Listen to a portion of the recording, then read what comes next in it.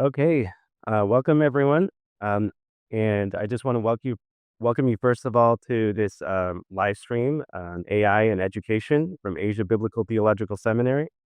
For those of you that don't know me, my name is Greg Brugink. I teach Old Testament here at ABTS, and we have a panel here tonight. We're going to spend some time just thinking about AI and education, and um, and considering the different aspects that we need to consider as we are thinking about how to use and how not to use AI in education.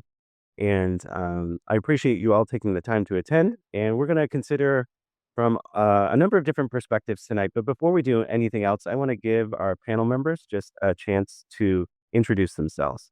So if you could please introduce yourselves. Ben, why don't we start with you? Yeah. Thank you. Thank you, Greg. My name is Ben Vargas. I'm a visiting faculty in quite a few institutions teaching on ethnography, intercultural engagement, and ethnodoxology. I'm also a computer scientist developing games and AI apps. Thank you. Bernhard, why don't you go next? Yeah, thanks. So hello, my name is Bernhard Ortmann, and I'm an independent consultant specializing in teaching qualitative research skills. And I just recently launched a collection of AI research guides that give reflective advice for qualitative researchers throughout the whole process. And it's available for free on the ChatGPT's GPT store. And what brought me to this was my journey from teaching and researching at universities in Germany in the field of intercultural theology, and then moving into the field of international development. So I went to Myanmar in 2018 and collaborated with civil society organizations there to build their capacity in qualitative research. And since then, my work really centers around empowering researchers and activists in challenging contexts in conducting qualitative research. And I use traditional methods, but also the cutting edge AI tools that are accessible now to really make qualitative research more accessible and also more impactful. Okay, thank you, Bernhard. Daryl? Yes, hi. My name is Daryl Meekins. I have spent a large part of my early career in theological education and missions work around the world, but particularly in Africa. And for the past decade plus, I've been involved with various institutions in the instructional design and learning technology space, helping them develop programs across the board, and particularly over the last few years, working as a consultant in learning innovation and specializing in thinking through design. And of course, more recently, thinking through how we can incorporate the tools that we'll talk about today and some of the philosophy behind it into the work that we do. Thanks, Daryl. And thank you, everyone, again for joining us tonight for the panel. And as I mentioned, ABTS, we wanted to spend some time addressing issues of AI. We have an AI policy that was made about, I don't know, a year ago, but things have changed so much even since then. It's a really fast changing field, and we wanted to consider a lot of different aspects about it, like what is out there, what is it exactly, what ethics are there involved in it, in using it for coursework, more than just what am I allowed to do and what am I not allowed to do. And we also realized that people attending tonight, some of you, maybe this is a new topic and you're attending because you just don't really know anything about it. So we have some questions that I'm going to ask our panel members tonight first. And as we're going through some of these questions, if you have a question that you have, we want to reserve some time at the end. So if you're on the YouTube live stream with us, you can just throw the questions in the comments and I'll look through them as we're talking through some of those other questions. And at the end, we'd love to address some of the questions that you have specifically about this if they don't get answered in our time together. So as we are starting out on this topic, for people who don't know, if any of you wants to answer, what could you just really briefly explain what these current AI tools are? I mean, there's a lot of different kinds of tools, obviously, but specifically the kinds of tools that people would be using in education. What are these AI tools? What do they do? How are people using them?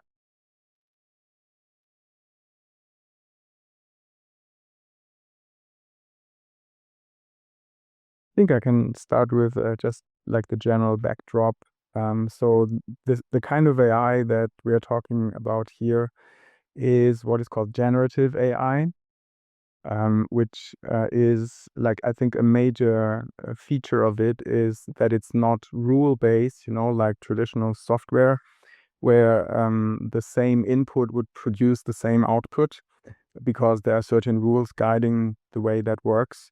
But the AI that we are talking about is, you can say, it's somewhat creative and dynamic based on the patterns in the training data and also based on the context that the user provides. And that's, I think, what it really what sets it apart, because it makes it very versatile. It has very broad abilities, going from something like ideation, brainstorming, writing text, even tutoring. And it's at the same time very much personalized. If you prompt it the right way, it can really adapt to your needs. And yeah, that's also, I've mentioned it already, what drove me into this direction of wanting to create something like an AI personalized guide that kind of guides you through qualitative research. And I think it's very exciting that something like this is possible even for someone like me who is not a software developer. So you can use natural language actually to steer these AI models in the way they behave. And yeah, that's, I think, what really makes them special and so exciting. Just to add on to what Bernard is saying, most users today would be using what we call a chatbot and having a chat kind of interface. And if some of the users know that this was actually started in the 1960s with a program called ELIZA, which imitated a doctor doing a kind of like a interaction with the patient. We've gone from there, 1960s, to what we have today, where literally because of the data set that Bernard was referring to, because of how much data we have, the AI, I'm just going to use the term AI for now, but actually we should use the term large language model, because that's exactly what it is. It's taking these data set and looking at the user context and predicting what can be the next set of words. And we've come to a point where we can personalize that for research and personalize that even for ideation, as Bernard is saying. I think maybe we can talk about even semantic scholar, which is very commonly used nowadays in research, if anyone wants to add to that.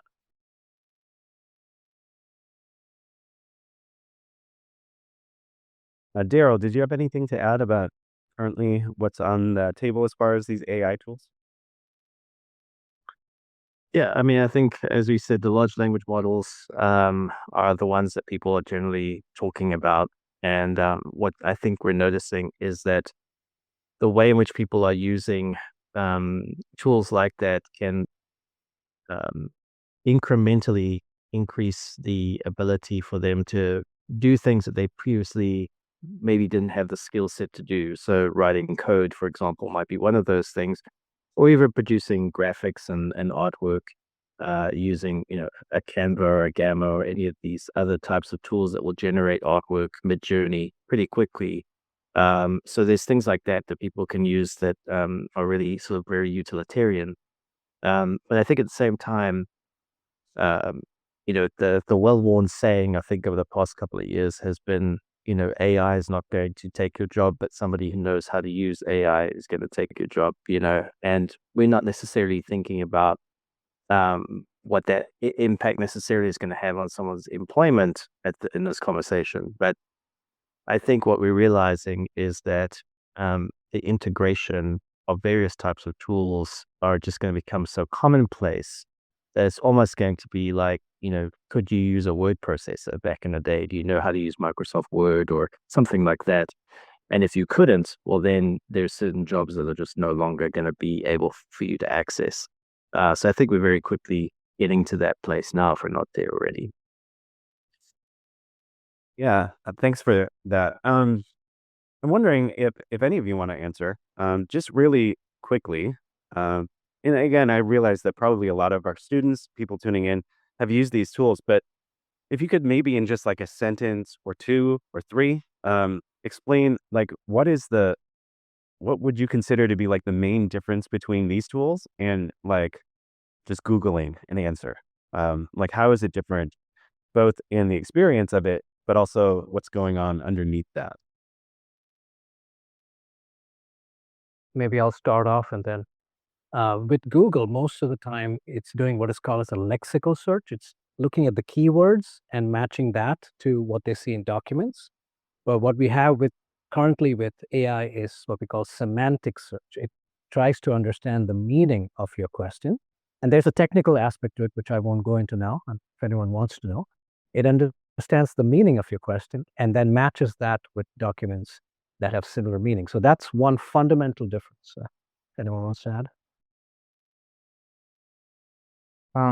What I always find makes this so different from the experience side is that since this kind of AI has been launched, since ChatGPT basically was launched about 2 years ago, you can now talk to your computer, and the computer will most often really understand you.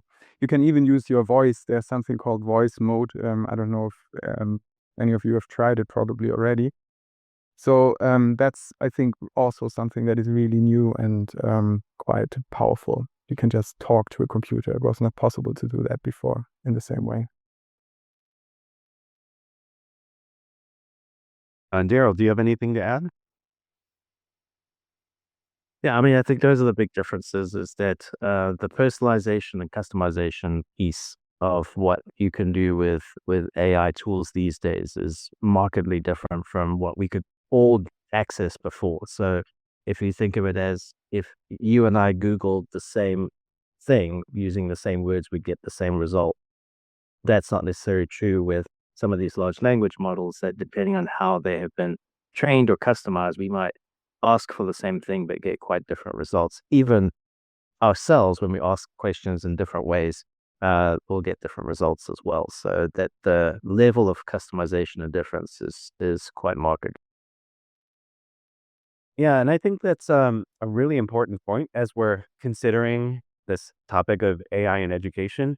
The fact that it's coming up with different answers. It's not as simple as just like Googling it, or professors have always had Turnitin, it's called, before, where like a student turns in a paper and they just cut and pasted from a source, and we can see that. And so there's been a little bit of crisis in education, because how do we know that students are really learning, or are they just putting these questions into a GPT and it's spitting out an answer, and then they're giving that to us? And so as educators, of course, we have a lot of concerns and a lot of questions. But part of the reason that we wanted to do this webinar, this little discussion, is that we don't just want to talk about things that we're afraid of, but also opportunities in that. And so I was wondering, Bernhard, on the topic of how we can use these AI tools to have more personalized learning experiences.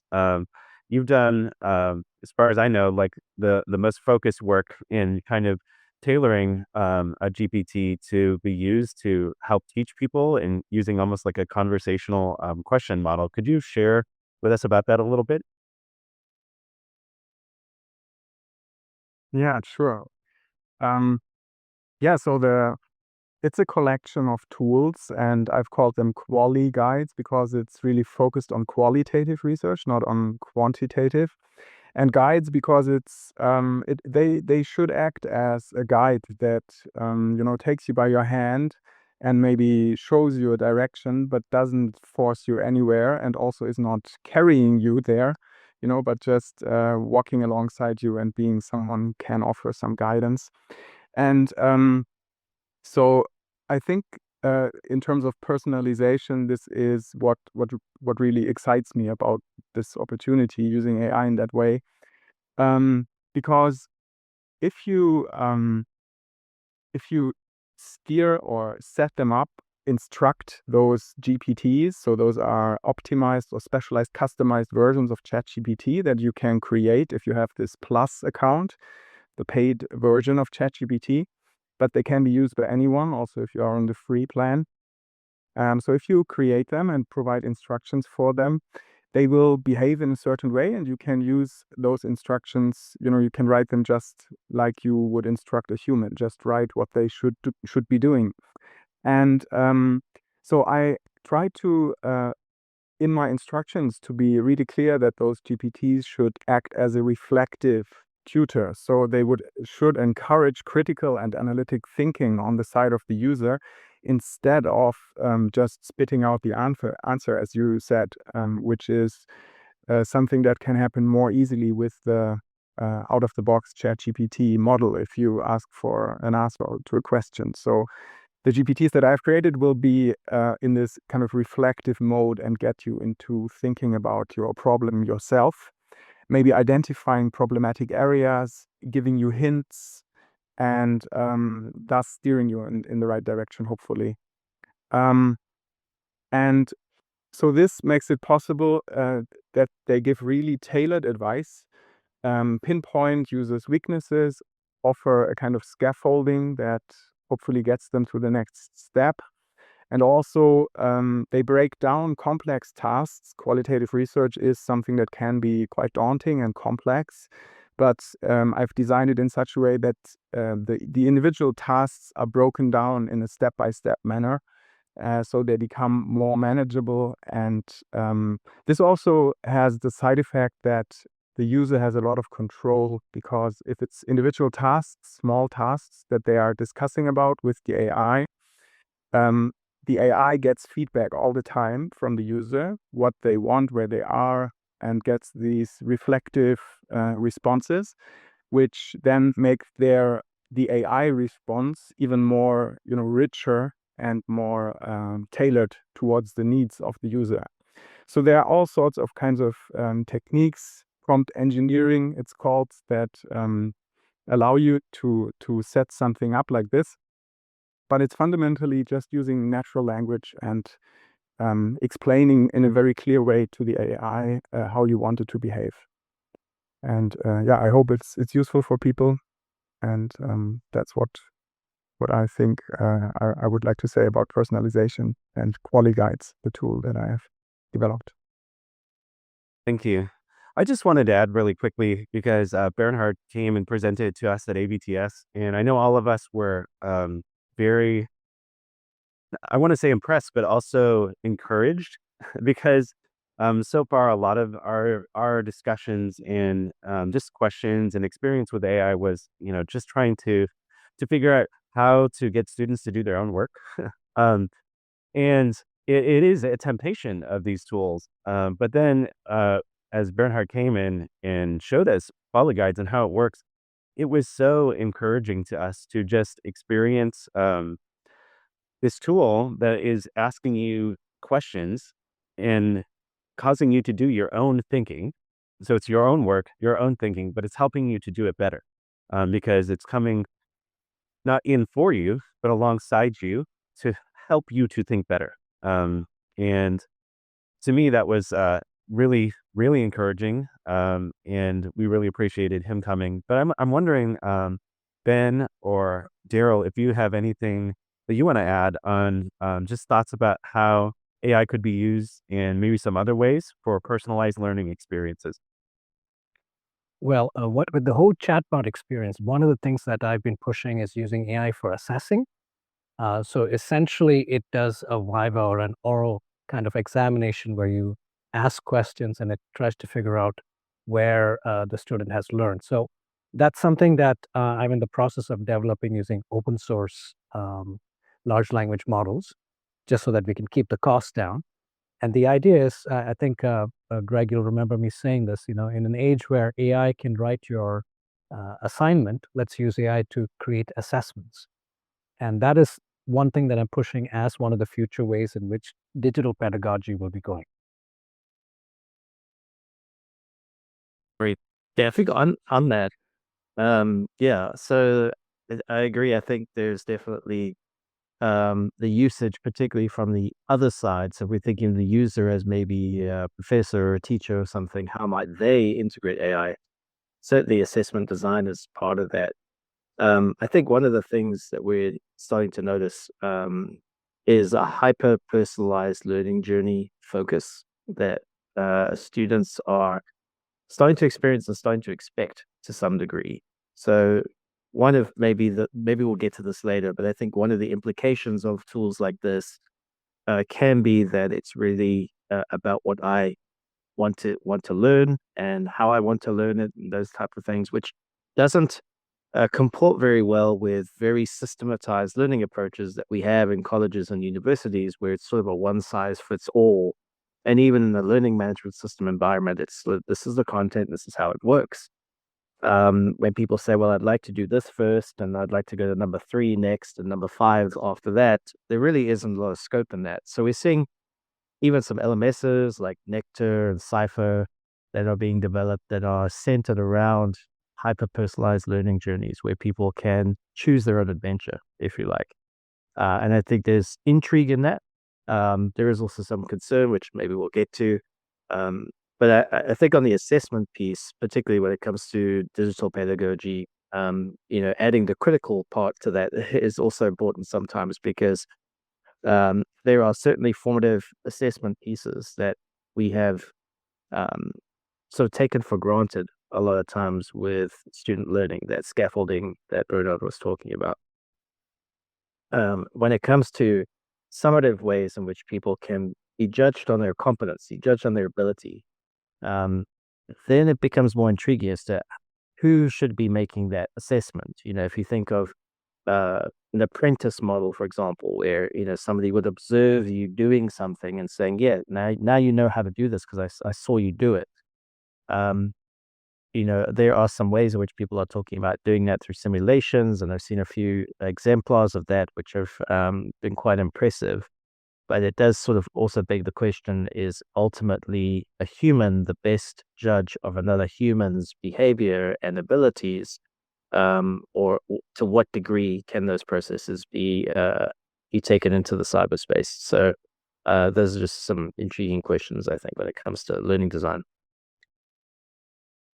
Yeah, and this kind of leads into a question I was going to ask a little bit later, but since we're already kind of on the topic, um, one of the big things that it's already come up several times, but what are the limitations? Because especially in like graduate education, seminary education, ABTS, one of our values is critical thinking, right? So how does this work together? Like, what are the limitations of AI in teaching critical thinking? Is it possible? I mean, I know talking about quali guides, there that is kind of doing it, but what are some cautions or worries that maybe you have, or even solutions to how can we use or not use AI tools in a way that encourages critical thinking and ensures that we're still doing the hard work of thinking and understanding things?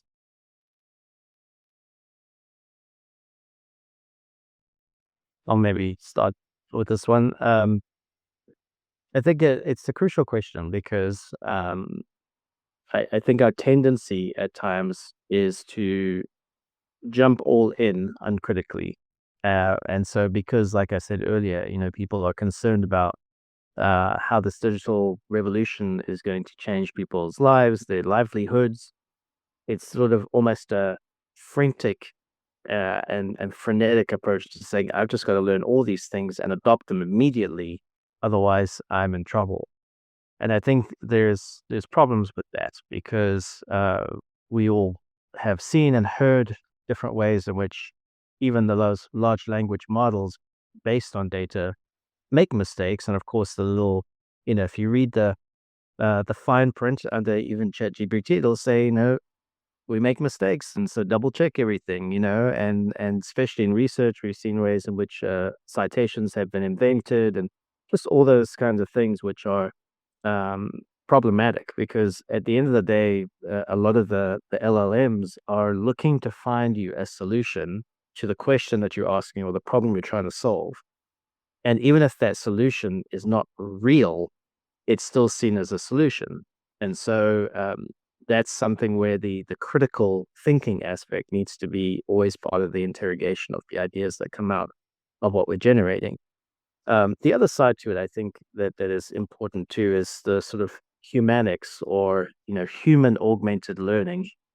And we're certainly now, I think, more and more in an era where we understand how AI is going to be integrated, whether it's from assessment design, or it's from evaluation, or it's plagiarism checking. It's just across the board, there's different elements of AI that's going to be woven in. But the question is the teaching and learning ultimately a human orientated paradigm practice where there needs to be that sort of level of interaction so that a person can authentically assess whether or not somebody has achieved a certain competency or goal. And of course, it would depend on what it is. So if you're checking if somebody can do 1+1 is 2, that can sort of be an automatic checker. Yes, you did it or not. But in your fields of counseling or in other areas where there's a human-centered EQ, CQ component to the discussions that people might have, um, you know, machines aren't culturally intelligent, machines aren't emotionally intelligent, and they don't possess those qualities that are uniquely human. So if we completely forget that in our teaching and learning experiences, I think we're setting ourselves up for some trouble, and ultimately learners who are only versed in this environment. They haven't had the experience that maybe some of us who are a little bit older might have experienced, having to deal with such things as libraries and having to work with sort of maybe a more old-fashioned model. If they've only been versed in this ecosystem, then I think it's rife for a lot of misinterpretation and, frankly, a lot of sort of human avoid elements, which could be problematic. Just checking off on what Daryl was saying, a lot of our pedagogy is based on our generation, but when we just go down Gen Z onwards, they absorb information completely differently. I have friends' kids who learn using Minecraft, for example. And this is the question of what is the future of education, theological education, or any other education? What are we looking towards? Is it going to, we have to, this is my personal push, that we have to look at our pedagogy and change our pedagogy to adapt to what is going to come next.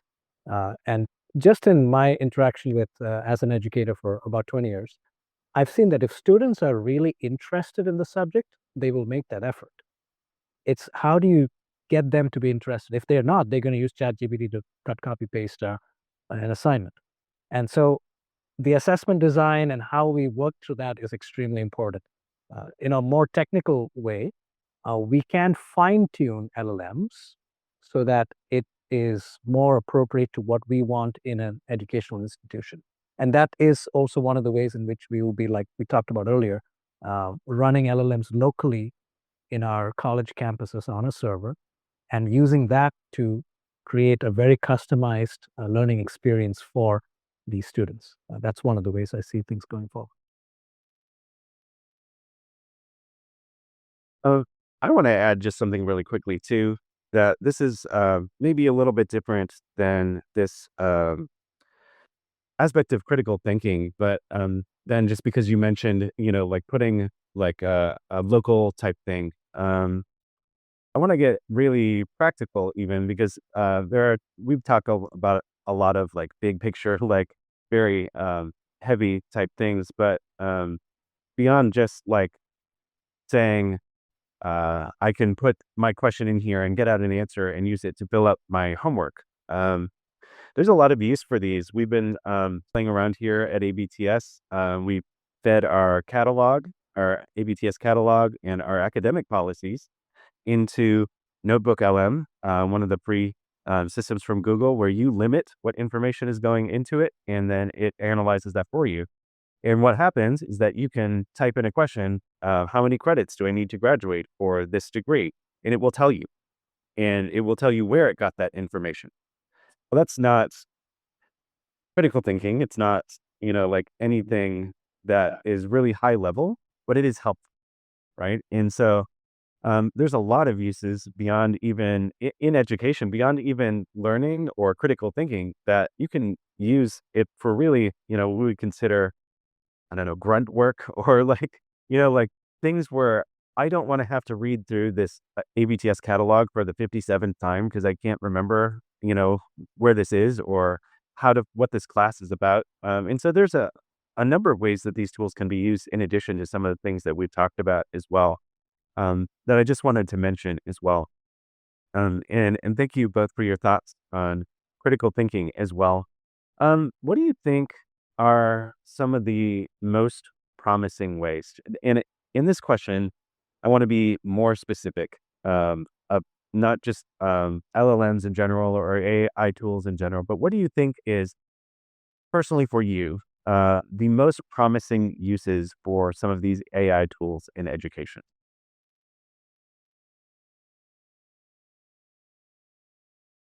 Maybe I can start quickly. So one kind of promising light at the horizon, so to speak, that really drew me to creating these tools, quality guides that I've talked about, was that I think this is really scalable on a level that is unprecedented. So, for example, a more obvious way to think about this would be the AI obviously is more accessible than a human, right? It doesn't sleep. It doesn't have commitments that it's keeping it from talking to you. So you can access it basically anywhere and anytime as long as you have an internet connection and you have a device, but even a phone would do, right? A smartphone. And from my time in being in Myanmar, even in remote areas, you had quite good internet connection, and many people had smartphones. So that kind of gets me excited that such kind of tools, if they are well designed, optimized for pedagogical purposes, and are easily accessible, even to people who are disadvantaged on several levels. Um, that is really interesting. And also, in terms of language, that's another thing that I experienced often in Myanmar in my work with the civil society organizations there. I had to communicate with them in English, and that creates kind of a barrier. So you cannot speak to all the people. To some you can speak, but still it's kind of effortful sometimes. Um, and they are doing their best, but also when they want to access the literature, for example, this creates quite a big hurdle to overcome. Looking at methodology books, for example, how to conduct research, the good ones are written in English, and there are some maybe tailored ones for the people in Myanmar, but it's yeah, they have their shortcomings. So I'm also excited about the fact that ChatGPT and all these other models are available in many languages. Not in all, but I've heard something between 50 and 100 languages. Still, it works best in English, of course, but like it's usable in other languages as well, which makes it even more accessible. So that's, I think, something that is quite promising. Yeah, jumping off what Bernard said, even when I travel, just to use something like this to translate in real time with a very like a 1 to 2 second delay is huge. And also in my context of when I do documentaries, I can transcribe, almost in about 100 languages. And that's where technology is going. And exactly what Bernard said, even though most of it is in English, there's still a lot that's coming out in other languages. So that's a huge promising thing.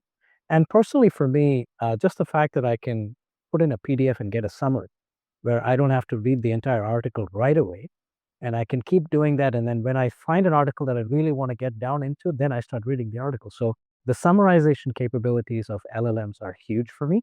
And the future is these are going to be running on your phones in what we call SLMs, small language models. So they'll be able to be run on your phones without internet sometime in the future. There's still some snags, but imagine what you can do when you have that on your phone and what it opens to, whether it's reading, whether it's talking to your phone and getting answers. I'm excited about those things as well. Yeah, I think as you've been saying, probably one of the things that we notice from either a student or a teacher point of view, or just in general, is that there's time-saving aspects to these tools that we've now been able to generate. And so if we're able to save time in certain areas, grunt work, I think, Greg, as you put it, just being able to go through long pages of documents that we'd have to actually physically page through or scan through a PDF. Now we can get that answer And so things like Notebook LM and Consensus, I think those are great apps actually to help us understand how you can, ring fence your particular learning that you want to have and have it be accurate in its responses. So great time saver. There's even tools like Ministry AI, which I came across the other day, which you know is maybe more on the debatable side, but it's everything from sermon generation to notes that you could do to how to resolve conflict, and you can even make a little avatar of a pastor so he could be on call 24/7 on the app or something. So there's things like that that we might think is more gimmicky, but at the end of the day, there's a lot of time saving that can be done, even for learners, students as well, to be able to create artifacts. You can create things like images and diagrams and things like that that typically in the past might have taken some kind of graphic design skill to have, but now you can generate as part of your assessment and make it more creative. Even things like PowerPoints and what have you that used to take a long time to have to kind of find the right way to do it, gets a lot easier now. So the question is going to be, what do we do with that other time that we have? Elon Musk kind of talks about, well, all of these robots are going to do everything for us, and we can just kind of sit back and relax and just watch them all, mow the lawn and walk the dog and all that kind of stuff. And there is something though about the work of people and how we busy ourselves about our work that I think is going to be sort of one of the next questions. So time saving, great. Increased productivity, fantastic. But what do we do with all this time that we've now saved, and are we putting it to the best use with our thinking and our activity? So Yeah. Thank you. And I feel like, and this is a good thing, that we've been painting this really rosy picture of a future with robot servants or something. I don't know. I don't know. But there has been a discussion going on in the chat comments a little bit, that we also wanted to talk about. And that is, and I'm going to ask you, Daryl, again, to kind of address this one first, and then Ben and Bernhard, you can add to it.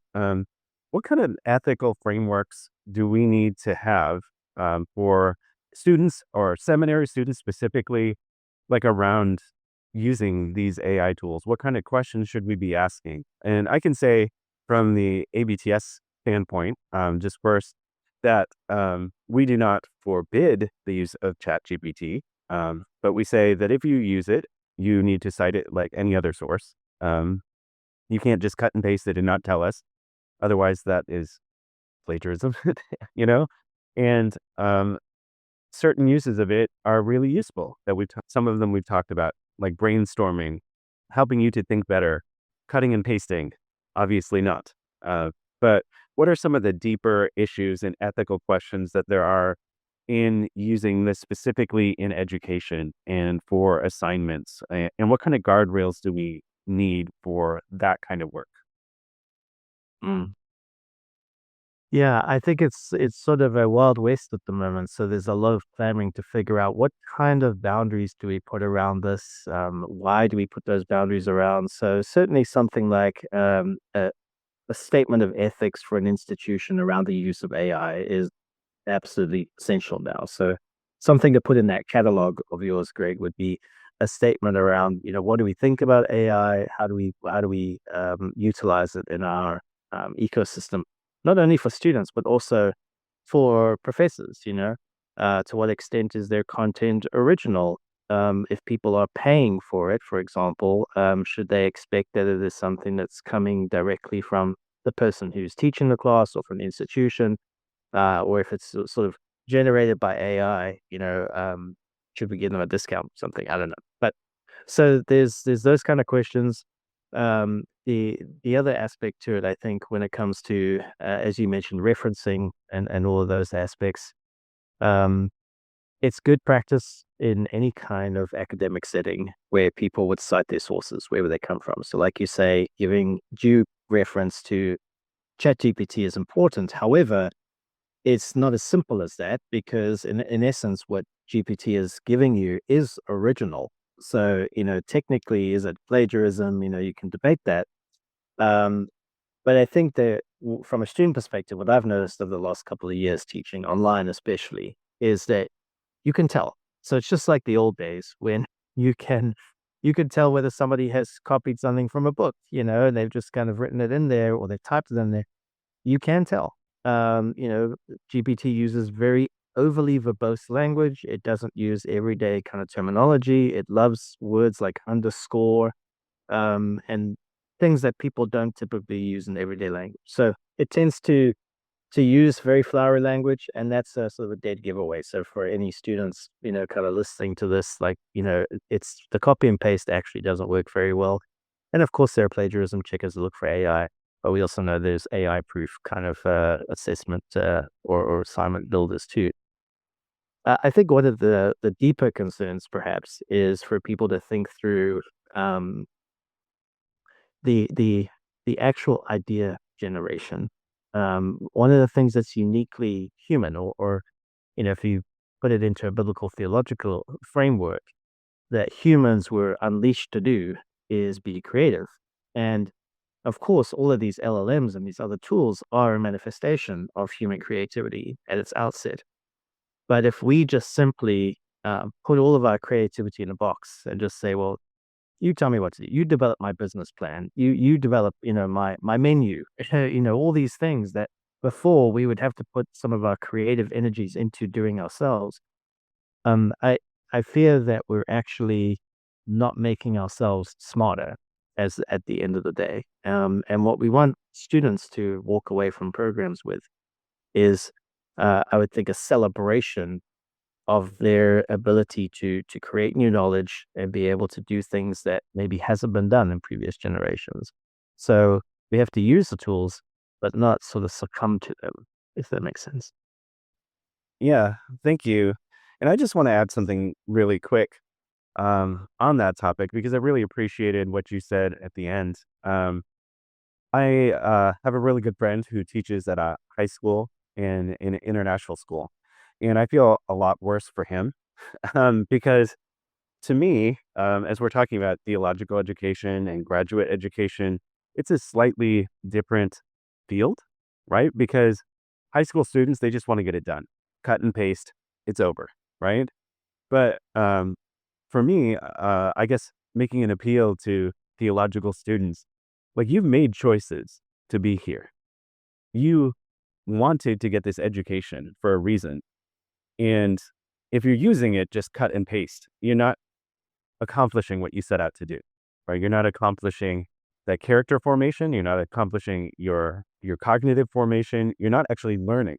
Um, and so I think that we do have, again, at least at AVTS and other theological institutions, maybe a slightly easier job with those ethical questions, because I don't think anyone, set out to go into seminary to cheat. But, it happens and you get busy and there's always ways you justify things. But I guess my plea for people that are listening, when thinking about this stuff is I think it's pretty, I don't want to say it's totally cut and dried, really easy to say what's cheating and what's not. But when you're doing your own work and when you're not. Um, and when you're just cutting and pasting and when you're not. And I guess the thing that to me is so interesting about this, and we had actually had a couple minutes together, all of us, before the stream started, that I mentioned as we were trying to put this little seminar together. I was doing a lot of research with these AI tools, and something that Bernhard had said when he presented to ABTS, I found really true over these past couple of weeks as I've been dealing with a lot of these tools. And that's that the more you know about your subjects, the more useful these tools are. Um, that you maybe can go to it and ask a really broad question and get a broad answer. But if you know exactly what you're doing and you know a lot about your field, these tools, like uh, Daryl's already said, and many the other guys too, that they're really huge time savers.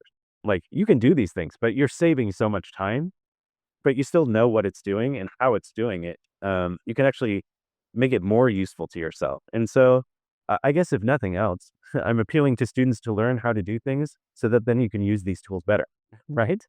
Because, yeah, we'll get into it, I think, maybe a little bit later when we talk. I want to ask some questions about specific academic tools. But I found some of the specific academic AIs to be so incredibly useful and helpful in getting some things done quickly that used to take a long time. But yeah, so I just wanted to make that quick appeal to all students out there that um, yeah, you can do it, but you're really hurting yourself. And I just appeal to you that you set out in this education for a reason, and that was to get an education. And so make sure that you're doing that.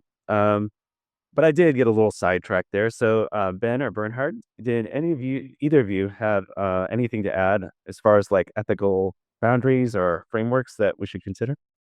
Yeah, and I was just as Daryl and Greg, you were talking. There's also one thing to talk about when we appeal to students is that a lot of these LLMs are based on data that exists and has biases. And so when we approach a subject and we ask a question, you're going to get a slightly biased answer, and that will actually prevent you from learning more rather than you applying that. And this is something that we're talking about across the stream, not just in education, but right across ideation and all of that. If our data sets are, say, primarily from Western sources, then your biases are going to be Western. And if you're studying that in Asia, you're going to be learning a biased form of education, cut, copy, paste, or ideation. And this is something that we need to address right away. And I would appeal to students or anyone listening that consider the fact that it is possible that you are getting biased information from these LLMs. Yeah, a point that I wanted to add is I think it boils down, and it really I think ties back to what Daryl and Greg said. It boils down to the question, what do you want to achieve? Like, what is your goal? And if your goal is to develop expertise in your field, in whatever you set out to do with your education, then I think it is really critical that you go through the things that build expertise. And we know from experience, I know it from my own experience, but we also have studies that show this, that there is something called desirable difficulty. So humans learn when something is difficult. That's what triggers what is called neuroplasticity, causes changes in your brain, basically, that is called learning in the end. So if we bypass this difficulty too much or at crucial stages or in crucial areas of our field, we won't develop this expertise that we actually set out to develop in the first place. So that's something where I think we all need to be careful in how we are using the AI, to not use it to bypass this journey of learning, but to enhance it and make us even more experts, right? But it's really a tricky balance that you yourself have to strike in a way. And I think a skill that we need to develop to do this is related to agency. We have to understand ourselves what we really want, because in an AI you can tell it. For example, if you think about these AIs, they can create pictures. You can say, I want a picture of a nice sunset, and it will do it. You will get a nice sunset picture. But it's kind of the average sunset, right? So the way AI works is it produces a kind of an average of the training data, like the common patterns there. And so it's not your sunset in a way. But if you are very specific, if you have a clear picture in your mind of how you want this sunset to look like, you can describe that and explain it in some detail to the AI, and you will get a kind of an original picture that is more on the side of originality than on the side of the average. And I think that is really like a crucial skill. First of all, knowing yourself what you want to achieve, and then also having the methods to explain to the AI, knowing how to deal with the AI to get what you want. Great. Thanks everyone for your thoughts. We've asked ethically, but do you have any other, I don't know, concerns, any of you, about using AI in education that we haven't covered? Maybe not just about ethical questions, but just practically speaking, or anything like that?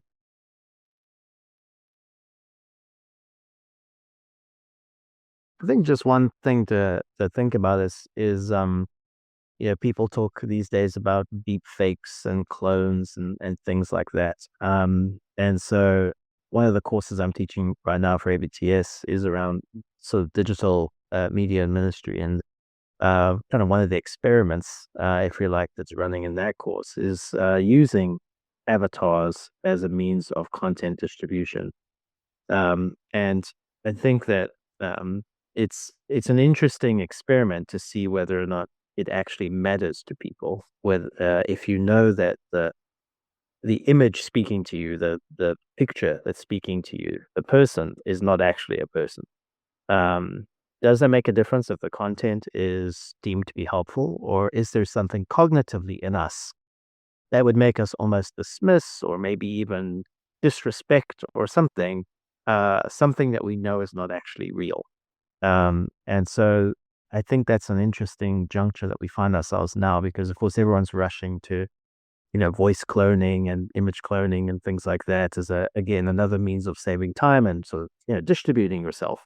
But I wonder, and I don't have data to sort of inform this as yet. I think it's still too new as to what the sociological, pedagogical impacts are on people learning from a virtual Greg versus a real Greg, and if it matters at all, and to what degree. I think it's an interesting question that we need to keep wrestling with.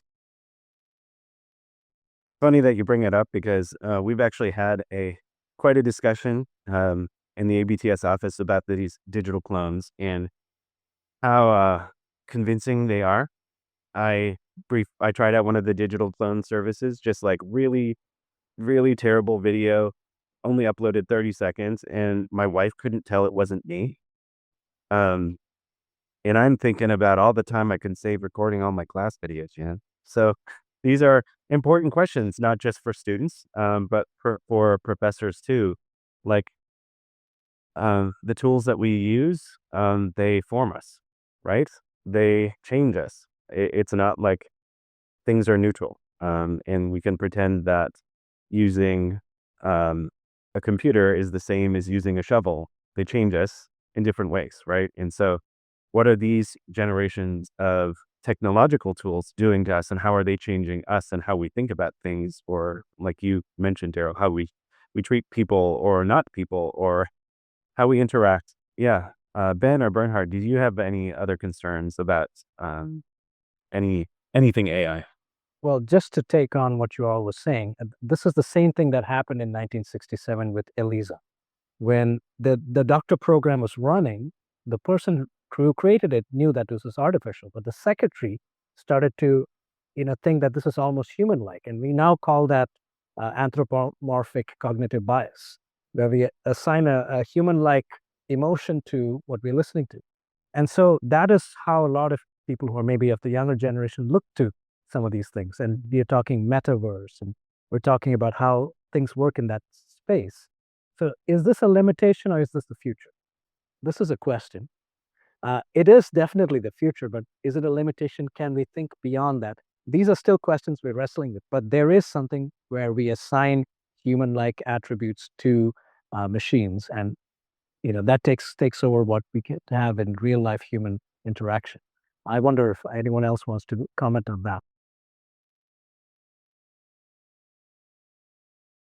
Sarah or Bernhard? Any thoughts? Yeah, I mean, I think I'll just say that you're right. There's open question about it. I mean, we've seen recent cases and situations, even some movies around people that sort of develop romantic feelings on a sort of with AI chatbot type feature. I think it also raises profoundly theological questions around can a chatbot or an avatar pastor or priest lead somebody to Christ, if they have the right words, those kinds of things. So does God use that as another means, a mechanism to do his work in the world? And so there's some intriguing questions around even that in terms of faith practice. We already see, AI writing worship songs and even leading worship and things like that. And so that to me is where I also come back to the question on how people actually see that. Whether it sort of an AI can lead somebody in a spiritual transformation experience when the AI itself does not know what that is, has not experienced. It's interesting.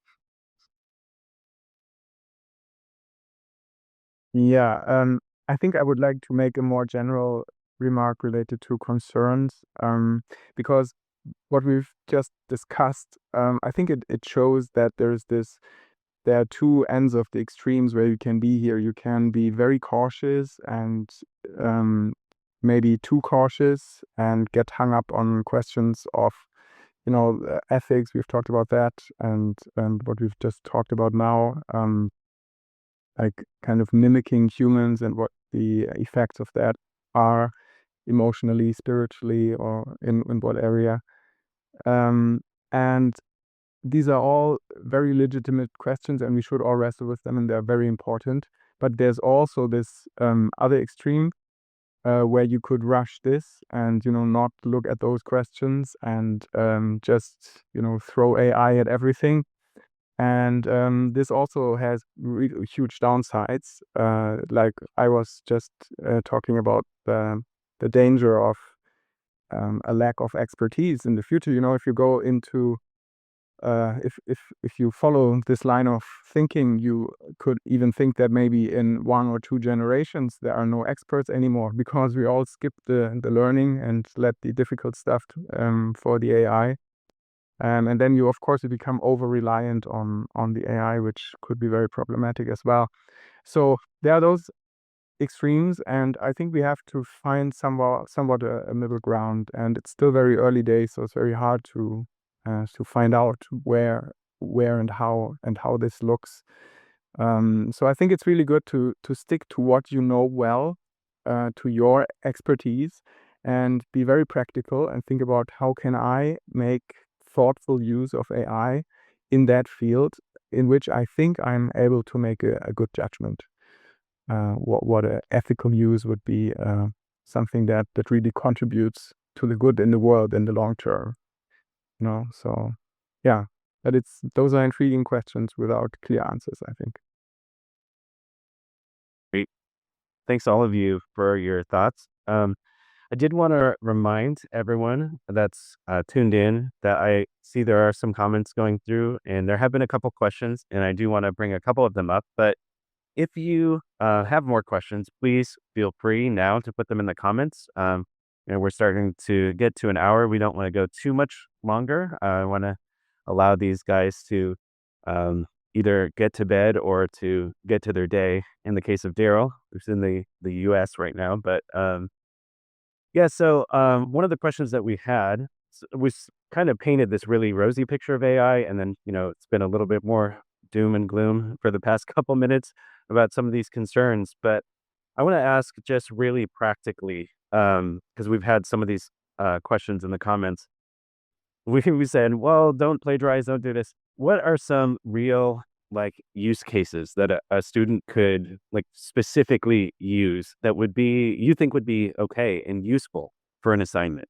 Like a kind of assignment it would be good for, or a certain tool. And this is maybe where we can dip a little bit more into the academically oriented AIs. If I don't know what you're familiar with or what are not familiar with, but maybe we can bring up some of those or any other things you think might be helpful. Like how can you practically as a student use AI to help you in an ethical way? I'll just quickly start off by saying, think of AI as a research assistant and a tool. And I've used Semantic Scholar, for example, and Consensus, and it helps you. It's not just a Google search. It's a semantic search. It understands the meaning of your question and tries to match you with relevant articles. So that's one clear, easy way you can use it. And then to summarize, you can put it into Claude or ChatGPT and summarize some of these PDFs articles that we're using. Also, I'm not sure if this is a good thing or a bad thing, but when I see DeepSeek, which has just come out, DeepSeek's R1 does a very good job of showing you the train of thought of how it is thinking through your question. And for me, and it's some of my students who've been using it, that train of thought helps them to think further. Just watching out, this is how this chain of thought is going. I can use that, change my question accordingly. So it's actually helping you develop critically how to change your question. And that's an interesting, this is quite recent, but I just thought I'd throw it out there.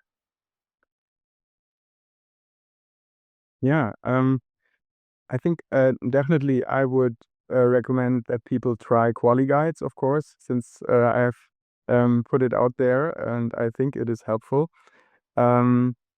And maybe just to give an example, so if you are writing your thesis at the end of your, bachelor thesis or master thesis or something like that, or something like a term paper where you have to give an overview of the literature on a certain topic or something like that, I think it can be very useful to look at your research design. This would be for the thesis, where you, for example, get into a discussion with the AI to narrow down your topic to really pinpoint a manageable focus that is still very interesting.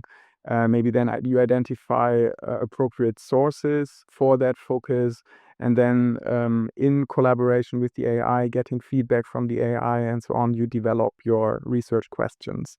So that would be a use case for research design. But then you can also go into, literature search. We've already heard about tools that are available. And in Quali Guides, I've also a tool that you can use before you go to something like Consensus or SciSpace, those AI-powered search engines, which helps you first, like, kind of get this broader picture of what your research actually relates to, so that you have the disciplines and the major concepts, like a kind of a map, that you that allow you to then go into those tools and search for literature that relates to your actual study. And there's another one for guided reading, for example, which first helps you identify a focus for a source for an article that you want to read, for example. And then it will develop a couple of guided reading questions that you can have alongside the text while you're reading it. And that's also something that has been shown to improve the reading experience, the learning experience, if you have questions that you're asking while you're reading. So yeah, those are just a few examples. And then something that I do also on a regular basis is just using ChatGPT to ask for critical feedback. Whenever I have created something that I don't know, that I'll put out there in some way, it could be a discussion with someone, it could be even an email or something that is very important, I would ask ChatGPT, did I miss something here? Is there anything that could be improved? So you produce the first draft and then you ask for critical feedback.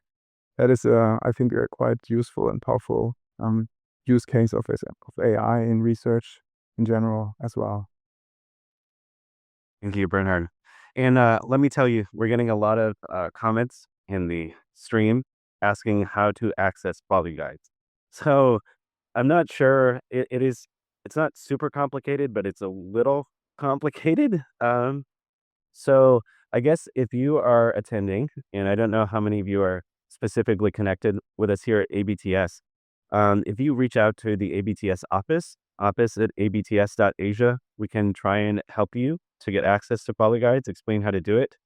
I know Bernhard would probably just say you can go to the GPT store in ChatGPT, but if you don't know how to do that, that can be a little complicated. So if you are wanting to access Quali Guides and you're not sure how to do it, you can reach out to the ABTS office, and you can find that email address also at our website if you didn't catch that, but it's office@abts.asia. Hey, and Ben, did you have anything that you would like to share about how you'd like to see AI further integrated into education? For me personally, we talked about assessment design as well, but I'm seeing this as a place where you actually can emulate or simulate a viva, an oral examination where the examiner asks you questions and you're in real time talking back to the AI. And this is a way in which you can have a human examiner sitting and watching the entire process and then step in when you have to, but you can have the entire thing automated. The technology is here right now. I mean, we can do it. I've done similar versions of that. So this is one huge way in which you can kind of assess how this works and how this if you go underneath the hood, it's kind of like Notebook LLM, where you're feeding the LLM the kind of information you want it to assess. Technical term is retrieval augmented generation. You're feeding it your particular documents, you're creating the questions, and then you're also feeding it a rubric on how to assess the student. So we can do this right now with AI avatars and speech recognition. So this is something, one way in which I see things going. Secondly, um, we're talking about changing digital pedagogy and moving away from what we traditionally use. And Greg, you know this, I'm a big believer in game-based learning. And when you introduce the concept of games, not gamification, games, the entire learning experience is in a game, your engagement levels go super high. And we have actual research on this, that within games, there's high level of interaction and high level of engagement and understanding as well. So incorporating AI into game-based learning is a huge part of my personal push. And I definitely see that within the next couple of years coming up very strongly. Simply because you mentioned it, Ben, you have a website, right? That they can go to. You have a sample game that you've created to kind of illustrate using games in education, right? That's right. Yeah, I do have a site. I could put it, Greg, you could put it on the chat. But it's basically, I created a game where you go to Southeast Asia to teach English as a foreign language. And then it's like a choose your adventure kind of style. You start to learn the culture in that place. And this is part of using my intercultural learning, putting it into a game format. Um, I've had quite a bit of interaction on this, and I've had people come up to me saying, can we change this and make it into something where we are discovering the time period of Jesus, for example, and learn cultural aspects of there. So it's essentially a visual novel format. And I have written a paper on this, on seeing how visual novel games can really identify with current digital pedagogy and take it further. Great. I'll see if I can get that in the chat. Um, I'm having a little trouble finding it. Maybe you can send it over in the Zoom chat, and I can. Yeah, there we go. Thank you. Let me just paste that over for those people on YouTube. If you want to check out the game that Ben has made, you can do that. Yeah, thanks for sharing about that.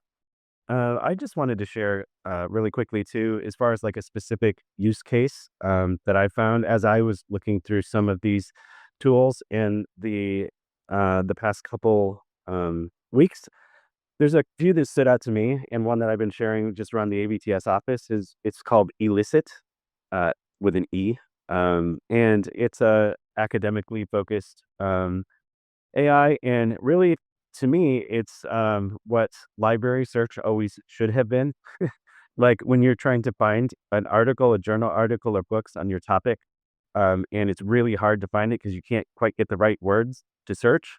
It's really great at finding things. And so for me, I wanted to do some research on the story of David and Bathsheba recently. Probably something that would have taken me a day to a day and a half to do just what I wanted to do to get like a big idea of what the issues were around this topic.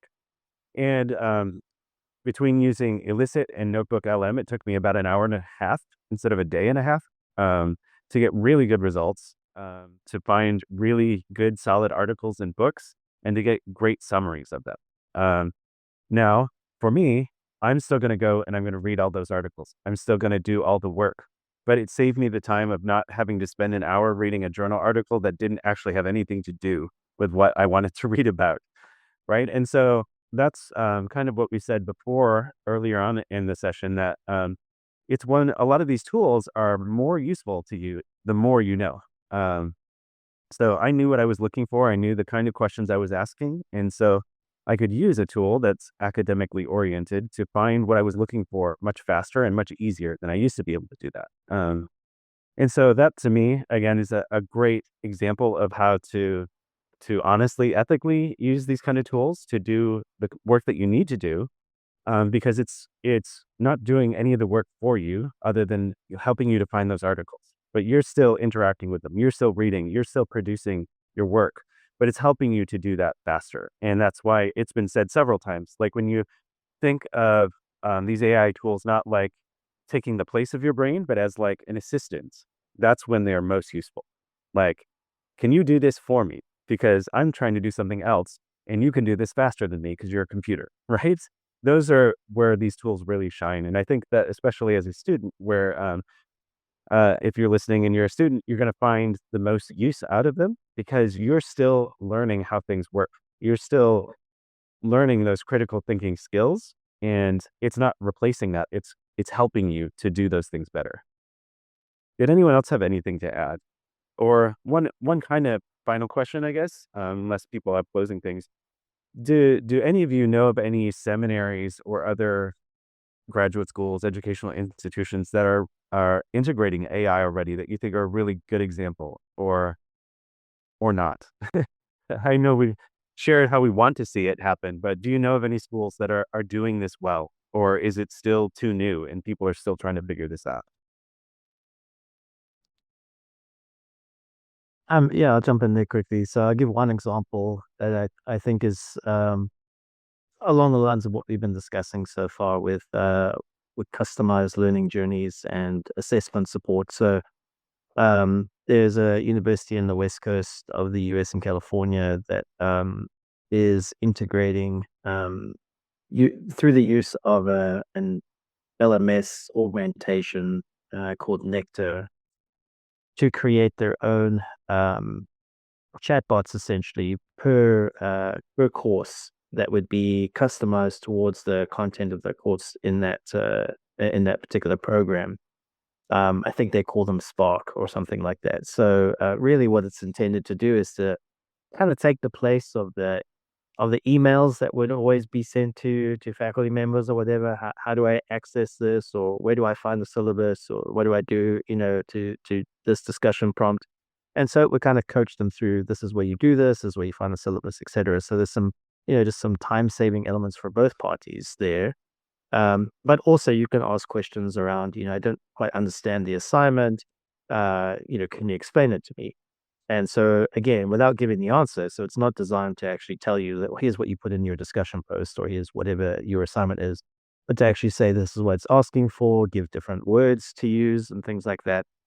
And so I think those are just, that's happening now. That's part of making things an easier journey for learners. And early results from what I've been reading about it is that it has not only increased learner engagement a little bit, but has actually increased GPA for students in those programs that feel that they're able to get answers quicker, just in time, especially across time zones and in asynchronous classes where people are doing things maybe on a Sunday afternoon and then the faculty member isn't at work, and those kind of things. They can get answers to questions a lot quicker. So that's one use case. I think there's many more like that. Great, thanks. Ben or Bernhard, do you have any institutions or anything that you know that are using these tools well, or could be an example, or are we still all just trying to figure this out? I'm in talks with some institutions on setting up local LLMs and fine tuning some of that based on existing research data. Also because of security and privacy concerns as well, us sending things to the cloud. But that's still in talks because we have to look at cost optimization and all of that. But there are some talks on that. Yeah, so I don't have like a specific example that I want to share, but it's more like sharing what I have learned when I developed quali guides. I think actually it's something that could be done by any educator if they're willing to invest the time and the effort.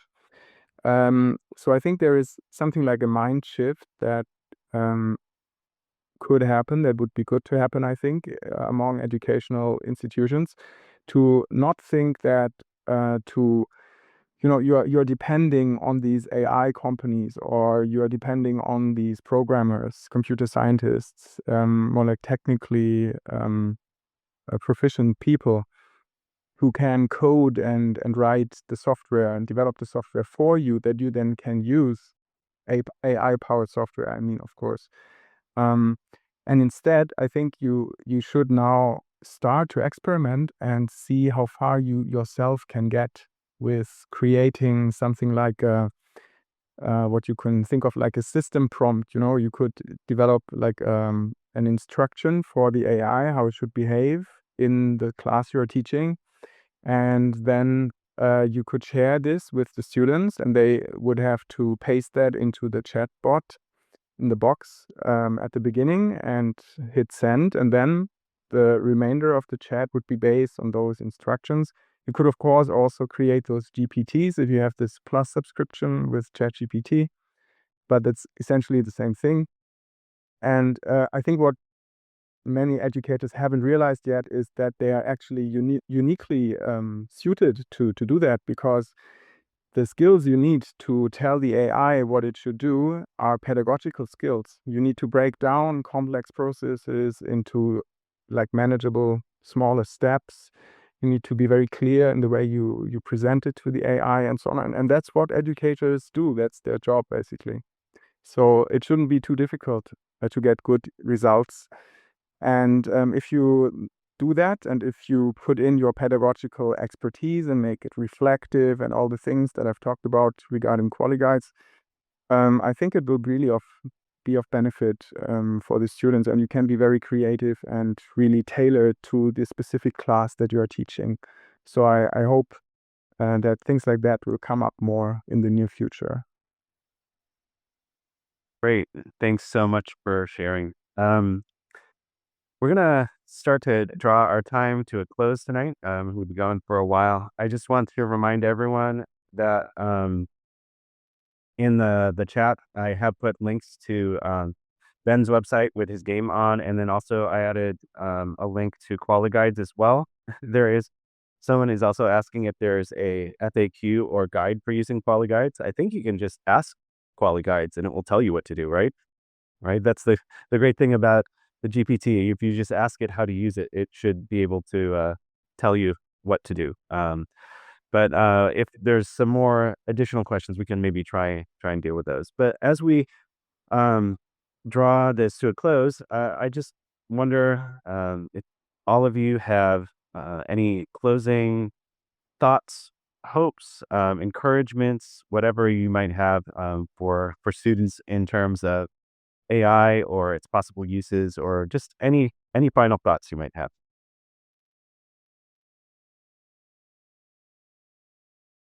Hmm. Yeah, maybe I start. So I think when ChatGPT came out, I didn't immediately realize what kind of a big deal it was. Someone showed it to me, and I thought, okay, what should this be good for? So I didn't really get it at the beginning. But then once I realized like its potential, and how easily you, as the user, on the consumer side, can adapt it to your needs and get it to do things, I really got excited. And also in terms of my context at the moment, I had the time to really go deep into it and learned a lot. And I think that's kind of the mindset that is required at the moment to make good use of it.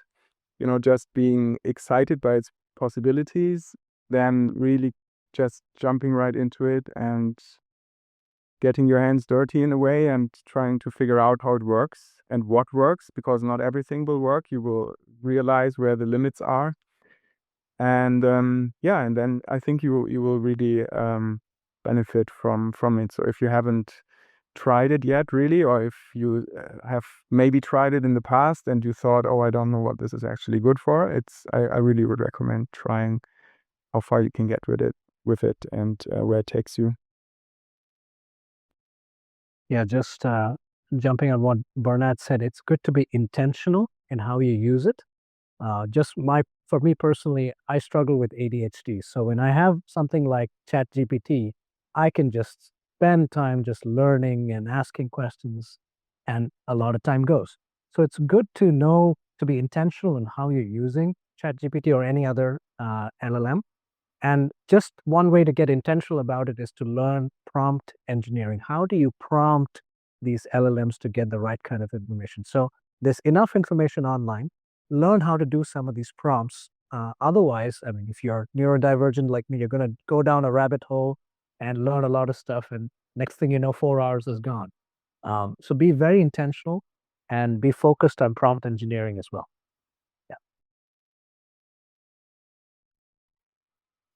Yeah, I think I'll just say from a professor point of view, to talking to students, we would always say that, just like we've reiterated a few times, that you need to cite your sources, where if you use them. So it's not a matter of using it, but it's how you use it and how you explain how you've used it.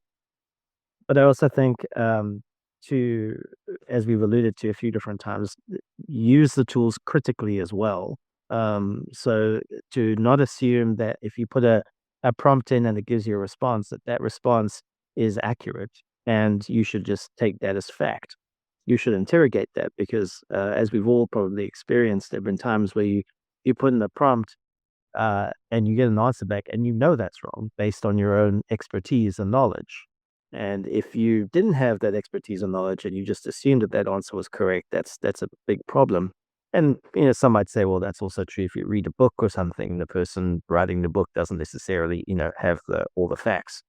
But I think that's just something that maybe at times people think, well, if I got it off GPT, it's kind of like, well, I got it off Google, so it must be right. Not everything you're going to get back is correct. And if you use it as a thought partner, as we've been saying, to kind of critique what you have done and add to your own thinking, that's probably the best way to think of tools, the LLM tools. And then just, learn some new skills in relation to things that can help save time on presentations and some of the things that maybe we spend a lot of time on that we no longer need to spend time on. Great. Thank you guys so much. And I guess just for me to add one more thing that hasn't been said, since ABTS is hosting this, ask your professor. Like, if you're not sure, is it okay for me to do this? Is it not okay? Just ask. Because, in a lot of cases, we're still figuring this out too. And, there's a chance that maybe the professor you have is like, oh, you can't use it for anything. But then if you say, well, this is what I'm trying to have it do, well, they might reconsider. And because maybe they just don't understand what you're using it for. And there are some really great useful use cases for this. And so again, just ask. There's never any hurt in asking your professor either for help or for, is this okay? Is this not okay? Because let me tell you, that's a lot better than getting an email from your professor saying that was not okay, right? So communication is key. We're here and we're human so that you can ask us. And I want to thank Ben, Bernhard, and Daryl so much for joining us tonight. I really appreciate all of your insights and your thoughts and just the time that you've spent and devoted to this, just to have this discussion. Want to thank everyone who's joined us on the stream as well. And there's been some good conversation in there, I'm seeing, and I appreciate you all taking the time to think through these things. And I hope that we'll all continue to think through them in the future and to figure out how to use these tools better in a way that not only increases our understanding, our education, but also glorifies God in the process. And I just want to, again, thank you all for your evening, and especially for our panel members for taking the time out to do this. Thanks so much. We're going to close for tonight. Thanks. Goodbye.